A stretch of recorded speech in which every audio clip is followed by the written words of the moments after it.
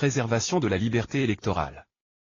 Dans la sphère cruciale de l'élection présidentielle, la Constitution et le Code électoral établissent des balises fermes, limitant les pouvoirs de la Commission de dépôt de caution, CDC. Cependant, la récente controverse souligne une nécessité pressante de garantir l'intégrité de ses prérogatives et de protéger la liberté fondamentale de candidature. L'épine dorsale juridique de cette question réside dans les dispositions de l'article 106 et des suivants du Code pénal, qui sanctionnent toute infraction à l'exercice des prérogatives électorales. Le processus électoral, pierre angulaire de la démocratie, se voit ainsi doté d'un cadre rigoureux pour décourager toute tentative d'entrave injuste à la diversité des candidatures.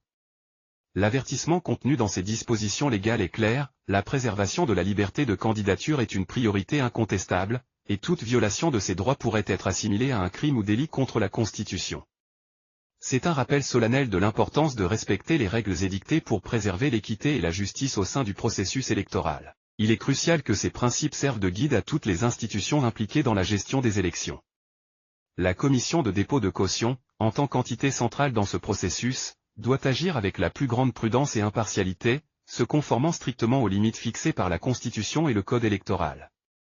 Toute dérive pourrait avoir des conséquences graves, non seulement juridiquement, mais aussi sur la confiance du public dans le système électoral.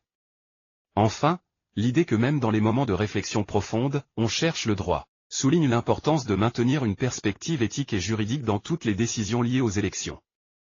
Les citoyens doivent pouvoir tourner leur regard vers les institutions avec confiance, sachant que leurs droits sont protégés et que le processus électoral est géré avec intégrité.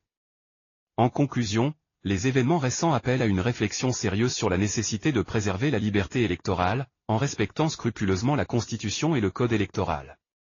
Les avertissements juridiques ne doivent pas être pris à la légère, mais plutôt vus comme des phares qui guident le navire démocratique à travers les eaux parfois tumultueuses des élections.